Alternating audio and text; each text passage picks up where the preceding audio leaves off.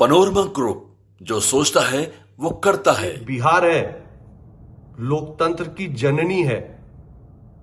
यहां पर लोकतांत्रिक व्यवस्था को चरमराने का कल्पना भी मत करिएगा, नहीं तो जड़ से उखाड़कर विसर्जित कर दिए जाएंगे गंगा जी में।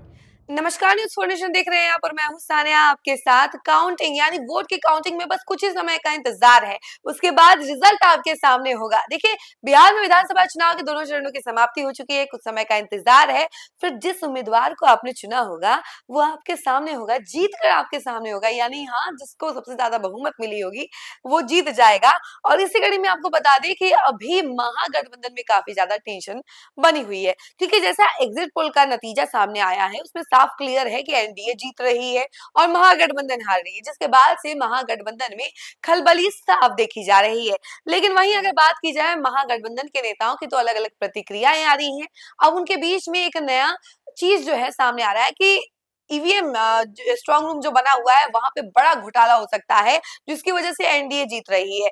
और इसी को लेकर अब बड़ा बयान आ गया है बीजेपी मंत्री ऋतुराज सिन्हा का। ऋतुराज सिन्हा कहते हैं कि जब जिस प्लेस पर कांग्रेस या फिर आरजेडी जीतती है तो वो प्लेस सबसे सही जाता है, वहां पे वोटिंग सही से होती है। लेकिन जहां पर बीजेपी जीत जाए या फिर एनडीए के तमाम दलों में से कोई जीत जाए तो उनको लगता है कि वहां पे बड़ा घोटाला हुआ है, यानी ईवीएम स्ट्रांग रूम में प्रशासन और सभी जितने भी लोग हैं वहां पे कर्मचारी हैं वो सब एनडीए को सपोर्ट कर रहे हैं, ऐसा महागठबंधन वाले को लगता है। और इसके साथ ही ऋतुराज सिन्हा का साफ तौर पे यही कहना है कि महागठबंधन वाले जब चुनाव हारते हैं तो उससे पहले तमाम चीजें बोलने लग जाते हैं, नए नए मुद्दे उठाने लग जाते हैं। उनको लगता है कि वोट में घोटाला हो रहा है, ये यूं कह लीजिए कि काउंटिंग में घोटाला हो रहा है।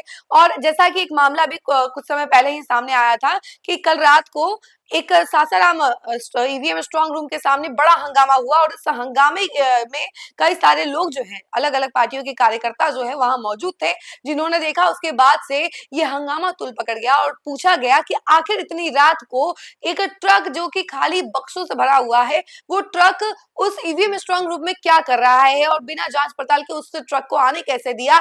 जिसके बाद से सिचुएशन काफी ज्यादा खराब हो गई थी और कैसे तैसे करके सिचुएशन को संभाला गया।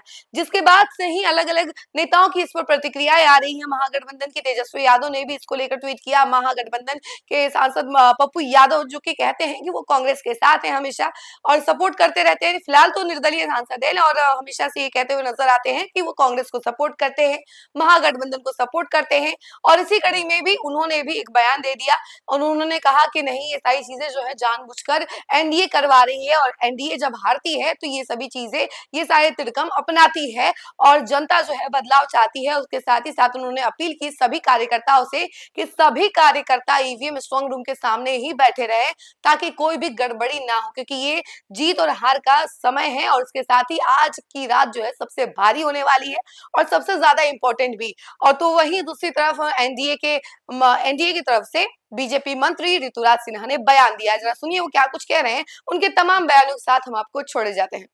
विपक्ष के काम करने का तरीका अब देश का बच्चा बच्चा जान चुका है। अगर किसी राज्य का चुनाव